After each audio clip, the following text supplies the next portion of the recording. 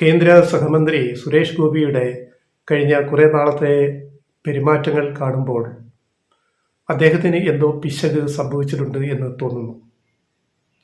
അദ്ദേഹത്തിന് മാനസിക ആരോഗ്യത്തിന് ചികിത്സ കിട്ടേണ്ടുന്ന അവസ്ഥയിലേക്ക് കാര്യങ്ങൾ എത്തിക്കൊണ്ടിരിക്കുന്നു എന്നാണ് തോന്നുന്നത്.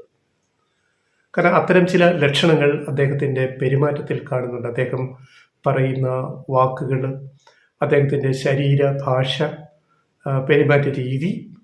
ഏറ്റവും ഒടുവിൽ അദ്ദേഹം ഇന്ന് പറഞ്ഞിരിക്കുന്നത്, അദ്ദേഹം തൃശ്ശൂർ അദ്ദേഹം യാത്രയ്ക്കിടയിൽ അദ്ദേഹം എറണാകുളത്ത് ഗവൺമെൻറ് ഗസ്റ്റ് ഹൗസിലാണ് താമസിക്കുന്നത്. അവിടെ മാധ്യമങ്ങൾ അദ്ദേഹത്തെ കാണാൻ അവിടെ എത്തിയപ്പോൾ അദ്ദേഹം ഗസ്റ്റ് ഹൗസിലെ ജീവനക്കാർ വഴി അറിയിച്ചത്, ഒരൊറ്റ മാധ്യമ പ്രവർത്തകരും താഴെ ഞാൻ ഇറങ്ങി വരുമ്പോൾ ഉണ്ടാകാൻ പാടില്ല, എല്ലാവരെയും മാറ്റണം, എനിക്ക് മാധ്യമങ്ങളെ കാണാൻ താല്പര്യമില്ല എന്ന് പറഞ്ഞിരിക്കുന്നു. അത് ഒരാളുടെ സ്വാതന്ത്ര്യമാണ്, മാധ്യമങ്ങളെ കാണണോ വേണ്ടയോ എന്ന് തീരുമാനിക്കേണ്ടത്. പക്ഷേ അദ്ദേഹം കേന്ദ്രമന്ത്രിയാണ്, BJP നേതാവാണ്. ഒരു മന്ത്രി എന്ന നിലയിലെങ്കിലും അദ്ദേഹത്തിന് മാധ്യമങ്ങളെ കാണേണ്ടുന്നത് ന്യായമായ കാര്യമാണ്. പക്ഷെ അദ്ദേഹം അത് വേണ്ട എന്ന് പറഞ്ഞിരിക്കുന്നു. അതോടൊപ്പം കഴിഞ്ഞ കുറേ ദിവസങ്ങളിലെ അദ്ദേഹത്തിൻ്റെ പെരുമാറ്റ രീതി ന്യൂറോ പ്രശ്നങ്ങളിലേക്ക് അദ്ദേഹം പോകുന്നു എന്നതിൻ്റെ സൂചനകൾ തരുന്നുണ്ട്.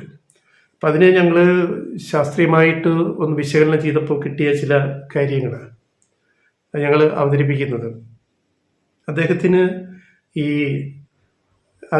അഗ്നോസിയ എന്ന് പറയുന്ന ഒരു മാനസികാവസ്ഥ വന്നു എന്ന് തോന്നുന്നു. അതായത് വിഷ്വൽ അഗ്നോസിയ എന്ന് പറയുന്ന ഒരവസ്ഥ. അതിനെപ്പറ്റി വിശദമായ പഠനങ്ങൾ നടന്നിട്ടുണ്ട്. ഇപ്പോൾ അമേരിക്കയിലെ കൊളംബിയ യൂണിവേഴ്സിറ്റിയിലെ ന്യൂറോളജി വിഭാഗത്തിലെ പ്രൊഫസറായ മനോരോഗ ചികിത്സകൻ കൂടിയായ ഡോക്ടർ ഒളിവർ സാക്സ് എഴുതിയ ഒരു ബെസ്റ്റ് സെല്ലർ പുസ്തകമുണ്ട്, ബുക്കുണ്ട്. ആ ബുക്കിൻ്റെ പേര് എന്ന് പറയുന്നത് 1985 അദ്ദേഹം എഴുതിയ ഒരു പുസ്തകമാണ്. അതിൻ്റെ പേര് man who mistook his wife for a hat. Man who mistook his wife for a hat എന്ന് പറഞ്ഞാൽ ഭാര്യയെ തൊപ്പി എന്ന് തെറ്റിദ്ധരിച്ച മനുഷ്യൻ്റെ കഥ. ഇദ്ദേഹം വീട്ടിൽ നിന്ന് പുറത്തിറങ്ങുമ്പോൾ തൊപ്പി വയ്ക്കണം. സായിപ്പന്മാരുടെ രീതിയാണല്ലോ. ഇപ്പോൾ തൊപ്പി എന്ന് പറഞ്ഞ് അദ്ദേഹം പലപ്പോഴും ഭാര്യയുടെ തലയിലാണ് കയറി പിടിക്കുന്നത്, തല പിടിച്ചു വലിക്കുക, തൊപ്പിയെടുക്കുക എന്നുള്ള കാരണം. അപ്പം അദ്ദേഹത്തിന് വിഷ്വൽ അഗ്നോസിയ ബാധിച്ചിരിക്കുകയാണ്. യാഥാർത്ഥ്യ ബോധം ഇല്ല. ഒരു ഒബ്ജക്റ്റിനെ, പരിസരത്തുള്ളൊരു വസ്തുവിനെ അതായിട്ട് കാണാൻ പറ്റാതെ മറ്റൊന്നിനെ അതായിട്ട് ആരോപിച്ചിട്ട് തെറ്റിദ്ധരിച്ച് അതേ കയറി പിടിക്കുക. അപ്പോൾ ഇങ്ങനെ പറഞ്ഞു വരുമ്പോൾ ഈ യാഥാർത്ഥ്യബോധം ഇല്ലാതാവുന്ന ഒരവസ്ഥയിലേക്ക് നമ്മുടെ ന്യൂറോ സംബന്ധമായ കാര്യങ്ങൾ എത്തിപ്പെടുന്നു എന്നുള്ളതാണ് ഇതിൻ്റെ ലക്ഷണം. വിചിത്രമായ വ്യക്തികളുടെ അനുഭവക്കുറിപ്പുകൾ അദ്ദേഹം ധാരാളം അതിൽ അവതരിപ്പിക്കുന്നുണ്ട്, ഈ കേസ് സ്റ്റഡി പോലെ ഇതിൻ്റെ അകത്ത്. അപ്പം അതിൽ നമ്മുടെ സുരേഷ് ഗോപിയുടെ ലക്ഷണങ്ങളും അതിനകത്ത് ഉൾപ്പെടുന്ന ഒരു കേസായിട്ട് വരുന്നു എന്നുള്ളതാണ് ഇതിൻ്റെ ഒരു യാഥാർത്ഥ്യം എന്ന് പറയുന്നത്. അപ്പോൾ അത് ഈ വിഷ്വൽ അഗ്നോഷ്യ പല രൂപത്തിൽ വരുന്നു എന്ന് ഞങ്ങൾ പറഞ്ഞല്ലോ. അപ്പോൾ മറ്റു കാര്യങ്ങളെല്ലാം ആ വ്യക്തികൾ നോർമലായിരിക്കും. ചില കാര്യങ്ങളിലാണ് ഈ അഗ്നോസിയ എന്ന് പറയുന്ന ഒരവസ്ഥ, മാനസികാവസ്ഥ വരുന്നത്. മറ്റു കാര്യങ്ങളിൽ ആര് കണ്ടാലും ഒരു ബുദ്ധിമുട്ടും ഈ വ്യക്തിക്കില്ല, നോർമലായിരിക്കും. പക്ഷെ ചില കാര്യങ്ങളിൽ പെരുമാറ്റത്തിൽ ഈ വ്യത്യാസങ്ങൾ വരാം. ഇപ്പം മനുഷ്യൻ്റെ തലച്ചോറ് വളരെ കോംപ്ലക്സ് ആയ ഒരു സാധനമാണ്, നമുക്കറിയാം. അവിടെ നമ്മുടെ നെർവിന് ഒരു ചെറിയ ക്ഷതമോ അല്ലെങ്കിൽ അല്ലാതെ വേറെ ചില സ്വാധീനം കൊണ്ടൊരു നമ്മുടെ നാഡിയിലോ ന്യൂറോ വ്യതിയാനമോ ഹോർമോൺ വഴിയുള്ള ചെറിയൊരു വ്യതിയാനമോ സംഭവിച്ചാൽ തലച്ചോറിൽ ഉണ്ടാക്കുന്ന മാറ്റങ്ങൾ നമ്മുടെ സ്വഭാവത്തെ മാറ്റിമറിക്കും. അപ്പം അതിൽ സുരേഷ് ഗോപി വരുന്ന കാറ്റഗറി എന്ന് പറയുന്നത്, ഈ പല നടീനടന്മാർക്കും സിനിമയിലായാലും നാടകത്തിലായാലും സ്ഥിരം ഒരേതരം വേഷങ്ങൾ ചെയ്യുമ്പോൾ ആ വേഷങ്ങളിൽ നിന്നും സാധാരണ ജീവിതത്തിലേക്ക് മുക്തരായി വരാൻ അവർക്ക് സാധിക്കത്തില്ല. ഇപ്പൊ സുരേഷ് ഗോപി എടുക്കുക. സുരേഷ് ഗോപി ചെയ്തിട്ടുള്ള പോലീസ് വേഷങ്ങൾ, ഇപ്പൊ രഞ്ജി പണിക്കരുടെ തിരക്കഥയിൽ അല്ലെ രഞ്ജിത്തിന്റെ തിരക്കഥയിലോ അല്ലെ അങ്ങനെയുള്ള തിരക്കഥകളിൽ അടിപൊളി ഡയലോഗിലൊക്കെ ചെയ്യുന്ന വേഷങ്ങൾ, ഭരചന്ദ്രൻ IPS, കമ്മീഷണർ തുടങ്ങി പല സുരേഷ് ഗോപിയുടെ സിനിമകൾ, ഹിറ്റായ സിനിമകളിലൊക്കെ സ്ഥിരം ആ ഒരു വേഷം. അപ്പൊ ഈ ഒരു വേഷത്തിൽ നിന്ന് അഭിനയം കഴിഞ്ഞാലും ലൊക്കേഷൻ വിട്ടാലും മോചിതനാവാൻ സുരേഷ് ഗോപിക്ക് സാധിക്കത്തില്ല. ശരീരഭാഷയിലും സംഭാഷണത്തിലും പെരുമാറ്റത്തിലും ഭരചന്ദ്രൻ IPS ആയിട്ട് അതങ്ങ് തിളങ്ങി നിൽക്കുകയാണ്. ഈ പറയുന്ന നോർമൽ ജീവിതത്തിലും സിനിമയിൽ നിന്നും കഥാപാത്രം ദേഹത്ത് കൂടിയിട്ടത് പ്രേതം പോലെ ഇറങ്ങിപ്പോകാതെ നിൽക്കുന്ന ജീവിക്കുന്ന ഒരവസ്ഥയാണ് സുരേഷ് ഗോപിയെ നേരിടുന്നത്. അതുകൊണ്ടാണ് അദ്ദേഹം പ്രസംഗങ്ങളിലും മൈതാന പ്രസംഗങ്ങളിലും പാർലമെന്റിലും അതുപോലെ അഭിമുഖങ്ങളിലും അല്ലെ മീഡിയ മാധ്യമപ്രവർത്തകരെ കാണുമ്പോഴും ഇങ്ങനെ പല ഈ അസ്വാഭാവിക പെരുമാറ്റവും സംഭാഷണവും പുറത്തു വരുന്നതിന്റെ കാരണം എന്ന് പറയുന്നത് അതാണ്. അപ്പൊ അങ്ങനെ നാഡിക്കോ ഞരമ്പിനോ തലച്ചോറിനൊക്കെ ഉണ്ടാവുന്ന ഈ മാറ്റങ്ങൾ വളരെ പെട്ടെന്ന് പ്രകടമാവുന്ന അവസ്ഥയിലേക്ക് ചെല്ലുന്നു. ഇതാണ് സുരേഷ് ഗോപിയുടെ പ്രശ്നം എന്ന് പറയുന്നത്. അപ്പൊ ഈ കഥാപാത്രം ഒഴിഞ്ഞു പോകുന്നില്ല. അപ്പൊ കഴിഞ്ഞ ദിവസം പാർലമെന്റിൽ ജോൺ ബ്രിട്ടാസിനോട് MP സുരേഷ് ഗോപി സംസാരിക്കുന്ന രീതി അത് കണ്ടു കഴിയുമ്പോൾ പിന്നെ നമുക്ക് ഈ വിഷയമാണ് പെട്ടെന്ന് ഓർമ്മ വന്നത്. അദ്ദേഹം നോർമലല്ല. ഈ ചില കാര്യങ്ങളിൽ പ്രഭാഷണത്തിൽ, സംഭാഷണത്തിൽ, പെരുമാറ്റത്തിൽ നോർമലല്ല. അദ്ദേഹത്തിന്റെ കഥാപാത്രങ്ങളിലൂടെ അദ്ദേഹം ഈ സാമാന്യ ജീവിതത്തിൽ ജീവിക്കുകയാണ്. സിനിമയിൽ നിന്ന് പുറത്തിറങ്ങാൻ പറ്റുന്നില്ല. ഇപ്പൊ നമ്മൾ മമ്മൂട്ടിയെ മോഹൻലാലിനെ എടുക്കാം. മോഹൻലാൽ ഇപ്പൊ ഞാനിത് പറയാൻ കാര്യം, ഞാൻ പലപ്പോഴും ജോലിയുടെ ഭാഗമായിട്ട് ഒന്നിലധികം തവണ 2-3 തവണയൊക്കെ നമ്മൾ പിന്നെ മമ്മൂട്ടിയുടെയും മോഹൻലാലിൻ്റെയും അതുപോലെ സുരേഷ് ഗോപിയുടെയൊക്കെ ഇന്റർവ്യൂ എടുക്കാനും സംസാരിക്കാനും നമ്മൾ ലൊക്കേഷനിൽ പോയിട്ടുണ്ട്. ഈ 3 നടന്മാരുടെ ലൊക്കേഷനിൽ ഞാൻ പോയിട്ടുണ്ട്.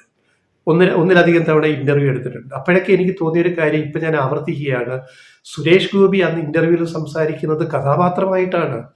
പുറത്ത് വന്ന് ലൊക്കേഷൻ ഇരിക്കുമ്പോൾ കാരവനിൽ ഇരിക്കുമ്പോൾ നമ്മൾ സംസാരിക്കുമ്പോൾ ചോദ്യങ്ങൾക്ക് ഉത്തരം പറയുമ്പോൾ കഥാപാത്രം ആവേശിച്ചിട്ട് പ്രേതം പോലെ തുടരുകയാണ്. കഥാപാത്രത്തിന്റെ പുറത്ത് വന്ന് പെരുമാറാൻ സുരേഷ് ഗോപിക്ക് സാധിക്കുന്നില്ല.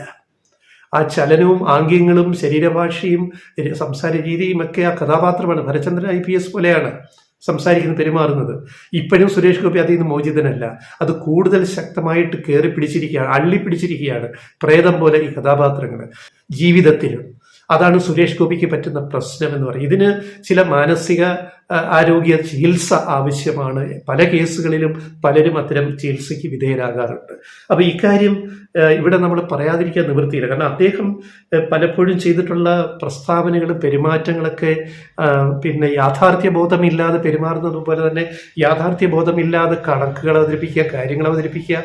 അതൊരു രാഷ്ട്രീയ നേതാവ്, കേന്ദ്രമന്ത്രി, ഒരു ഉത്തരവാദിത്തപ്പെട്ട ഒരു BJPയുടെ നേതാവ് അങ്ങനെ പാടില്ല എന്നുള്ളതാണ്. അപ്പൊ അദ്ദേഹത്തിന്റെ ചില പ്രസ്താവനകൾ സമീപകാലത്ത് നമ്മൾ ഒന്ന് നോക്കിയാൽ ഞങ്ങൾ ഈ പറഞ്ഞതിന്റെ പൊരുൾ പിടികിട്ടും. ഒന്ന്, അദ്ദേഹം പറഞ്ഞ ചില പ്രസ്താവന, ഒരു 10 ഞങ്ങൾ ബ്രീഫായിട്ട് വായിക്കാം.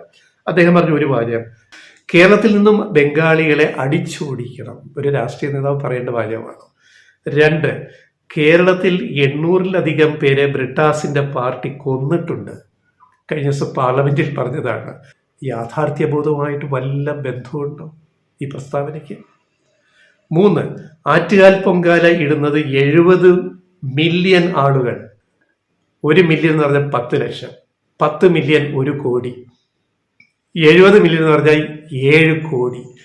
7 കോടി സ്ത്രീകൾ ആറ്റുകാലിൽ പൊങ്കാലയിടുമത്രേ. അതാണ് സുരേഷ് ഗോപി പറഞ്ഞിരിക്കുന്നത്. ഈ കഴിഞ്ഞ പൊങ്കാല സമയത്ത് പറഞ്ഞതാണ്. ഇതിനെല്ലാം തെളിവുണ്ട്, ഡോക്യുമെന്റഡ് ആണ്. ഇതെല്ലാം വാർത്തകൾ വന്നതിന് തെളിവുണ്ട്.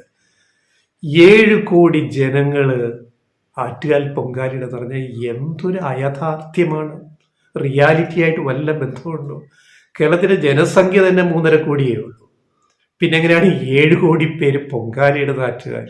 എൻ്റെ അമ്മോ, ഇത് ചികിത്സ വേണ്ടുന്ന രോഗമാണ് കേട്ടോ. അത്യാവശ്യമായിട്ടും പിന്നെ അതിന് ആരെങ്കിലുമൊക്കെ മുൻകൈ എടുക്കണം. 4, മറ്റൊരു സാമ്പിള്, കുംഭമേളയിൽ കടത്തുകാർ സമ്പാദിച്ചത് 30 കോടി രൂപ. ഇവിടെ കുംഭമേളയിൽ ഗംഗയുടെ കുറുകെ അങ്ങോട്ടും ഇങ്ങോട്ടും പോകാൻ കടത്ത് വള്ളം അവര് സമ്പാദിച്ചത് 30 കോടി രൂപ. യാഥാർത്ഥ്യങ്ങളുമായിട്ട് യാതൊരു ബന്ധവുമില്ല. 5, സാമ്പിൾ, വയനാട് ദുരന്തത്തിൽ അടിയന്തര സഹായത്തിന് സമയമായിട്ടില്ല. യാഥാർത്ഥ്യബോധമുണ്ടോ? വയനാട് ദുരന്തം എന്നാണ് നടന്നത്? കഴിഞ്ഞ വർഷം ജൂലൈ 31 ഉരുൾപൊട്ടുന്നത്. 2024 ജൂലൈ 31. അടുത്ത ജൂലൈ ആകാൻ പോകുന്നു. ഇപ്പം ഏപ്രിൽ, മെയ്, ജൂൺ, ജൂലൈ, ഇനി 2 മാസം കൂടെ ഉള്ളൂ. 3 മാസം കൂട്ടിക്കോ, 9 മാസം കഴിഞ്ഞിരിക്കുന്നു. പറയുകയാണ് കേന്ദ്രമന്ത്രി, പറയുകയാണ് സുരേഷ് ഗോപി, വയനാട് ദുരന്തത്തിന് അടിയന്തര സഹായത്തിന് സമയമായിട്ടില്ല. ഉരുൾപൊട്ടിയെടുത്ത് അടിയന്തര സഹായം അപ്പം തന്നെ എത്തിക്കേണ്ടിടത്ത് ഇതുവരെയും സമയമായിട്ടില്ല. പിന്നെ 6 ആദിവാസി വകുപ്പ് ഉന്നത കുലജാതർ കൈകാര്യം ചെയ്യണം. എങ്ങനെയുണ്ട്? പിന്നെ അടുത്ത ജന്മത്തിൽ ബ്രാഹ്മണനായി ജനിച്ച് ശബരിമലയിൽ പൂജകൾ ചെയ്യണം. ശബരിമല തന്ത്രി കുടുംബത്തിൽ ജനിച്ച് പൂജകൾ ചെയ്യണമെന്ന് പറഞ്ഞ വിദ്വാനാണ്. ഇനി പൂണുലിട്ട വർഗത്തെ കാണുമ്പോൾ തനിക്ക് അസൂയ തോന്നാറുണ്ട്. എങ്ങനെയുണ്ട്? അടുത്തത് 9 തൊഴിലുറപ്പ് തൊഴിലാളികൾ 3 മണിക്ക് തൊഴിൽ നിർത്തിക്കോട്ടെ എന്ന് കെഞ്ചും. എന്നാൽ 400 രൂപയ്ക്ക് പകരം 300 കൊടുത്താൽ അവർക്കത് പറ്റില്ല. അതിലും കയറി ഇടപെട്ടിരിക്കുകയാണ്. ഇനി തൃശ്ശൂർ പൂര നഗരിയിലേക്ക് ആംബുലൻസിൽ വന്നിട്ടില്ല എന്നാദ്യം പറഞ്ഞു സുരേഷ് ഗോപി. ഈ റിയാലിറ്റി ആയിട്ട് ബന്ധമില്ലാതെ സംസാരിക്കുന്ന മറ്റൊരു കാര്യമാണ്. തൃശ്ശൂർ പൂരനഗരിയിലേക്ക് ആംബുലൻസിൽ ഞാൻ വന്നിട്ടില്ല. പക്ഷേ അദ്ദേഹം സേവാഭാരതിയുടെ ആംബുലൻസിൽ വന്ന് ഇറങ്ങുന്നത് ഇഷ്ടം പോലെ അതിൻ്റെ വീഡിയോ പുറത്തു വന്നു. അപ്പം അത് ചീറ്റിപ്പോയി, പൊളിഞ്ഞുപോയി ആ വാദം. ഇനി മാധ്യമപ്രവർത്തകരോട് കാണിക്കുന്ന അസഹിഷ്ണുത. മീഡിയ 1 TV ചാനലിലെ വനിതാ മാധ്യമപ്രവർത്തക അതാണ് കറക്റ്റ്. പിന്നെ വനിത വേണ്ടല്ലോ, പ്രവർത്തക എന്ന് പറഞ്ഞാൽ. അവരുടെ തോളത്ത് കൈവച്ചിട്ട് അവരോട് അബ്നോർമലായിട്ട് പെരുമാറിയ രീതി. 1 അത് കേസായി, ജാമ്യമില്ലാ വകുപ്പ് പ്രകാരം കേസെടുത്തതാണ്. 2 തിരുവനന്തപുരത്ത് 24 TVയുടെ റിപ്പോർട്ടറെ എന്തോ ചോദ്യം ചോദിച്ചതിന് ഇഷ്ടപ്പെടാഞ്ഞിട്ട് അകത്ത് റൂമിൽ വിളിച്ചുകൊണ്ട് സ്വകാര്യ മുറിയിൽ കയറ്റിയിരുത്തിട്ട് ഭയങ്കരമായിട്ട് അധിക്ഷേപിച്ച് സംസാരിച്ചു. 2ാമത്തെ കാര്യം. 3 തൃശ്ശൂരിൽ മാധ്യമപ്രവർത്തകരെ കൈകാര്യം ചെയ്തത് മോശമായ രീതിയിലാണെന്ന് പറഞ്ഞ് അനിൽ അക്കര മുൻ MLA പരാതി കൊടുത്തു. അപ്പോൾ ഇപ്പോൾ ഏറ്റവും ഒടുവിൽ കൊച്ചിയിൽ എറണാകുളം ഗസ്റ്റ് ഹൗസിൽ ഇപ്പോൾ ഇന്ന് അവിടെ ഉള്ള സുരേഷ് ഗോപി മാധ്യമങ്ങളെ കാണാൻ തയ്യാറല്ല. അവരെ എല്ലാം അടിച്ച് പുറത്താക്കണമെന്ന് അവിടുത്തെ ജീവനക്കാരോടും സെക്യൂരിറ്റിയോടും ഗൺമാനോടും ആവശ്യപ്പെട്ടിരിക്കുകയാണ്. അപ്പോൾ സുരേഷ് ഗോപിക്ക് ഈ വിഷ്വൽ അഗ്നോസിയയുടെ ചില ലക്ഷണങ്ങൾ കാണുന്നുണ്ട്. ഡോക്ടർ ഒലിവർ സാക്സ് അദ്ദേഹത്തിൻ്റെ പുസ്തകത്തിൽ എഴുതിയതുപോലെ ഈ ചില നടീനടന്മാർക്ക് ഈ പ്രശ്നം വരാറുണ്ട്. കഥാപാത്രങ്ങൾ അവരുടെ ദേഹത്ത് കയറും, മനസ്സിലും കയറും, ഇറങ്ങിപ്പോകാൻ ഓടിച്ചു വിട്ടാലും പോകത്തില്ല. ഇതിന് മന്ത്രവാദമോ കൂടോത്രമോ കൊണ്ടി ചികിത്സയൊന്നുമല്ല ഫലം. അതിനുള്ള മരുന്നെന്ന് പറയുന്നത് വളരെ നല്ല മാനസികാരോഗ്യം വീണ്ടെടുക്കാനുള്ള വളരെ ശാസ്ത്രീയമായ ചികിത്സയ്ക്ക് സുരേഷ് ഗോപി വിധേയനാകേണ്ടതുണ്ട്. ഈ പെരുമാറ്റ രീതി അല്ലെങ്കിൽ ജനങ്ങൾക്ക് വളരെ ബുദ്ധിമുട്ടുണ്ടാക്കും, അദ്ദേഹം ഒരു പരിഹാസ്യ കഥാപാത്രമാകും എന്നുള്ളത് കൊണ്ടാണ് ഞങ്ങൾ ഈ മുന്നറിയിപ്പ് നൽകുന്നത്. ഇക്കാര്യത്തിൽ ഉത്തരവാദപ്പെട്ടവർ ആരായിക്കോട്ടെ, കുടുംബമാവട്ടെ അല്ലെങ്കിൽ ഭരണ സംവിധാനമാവട്ടെ, അദ്ദേഹം മന്ത്രിയാണ്, ഉത്തരവാദപ്പെട്ടവർ ഇക്കാര്യത്തിൽ അദ്ദേഹത്തെ ഉപദേശിക്കുകയോ അല്ലെങ്കിൽ കൗൺസിലിംഗ് ചെയ്യുകയോ, രാജീവ് ചന്ദ്രശേഖർ അടക്കമുള്ളവർ, BJPയുടെ സംസ്ഥാന പുതിയ പ്രസിഡന്റ് അടക്കമുള്ളവർ, നരേന്ദ്രമോദി അടക്കമുള്ളവർ, എല്ലാവർക്കും സുപരിചിതനാണ് സുരേഷ് ഗോപി. ഇക്കാര്യത്തിലൊരു മുൻകൈ എടുത്തിട്ട് ഈ അഗ്നോസിയ പ്രശ്നത്തിൽ നിന്ന് അദ്ദേഹത്തെ ഒന്ന് രക്ഷിക്കണമെന്നാണ് ലെഫ്റ്റ് റൈറ്റ് വോയിസിന് അഭ്യർത്ഥിക്കാനുള്ളത്.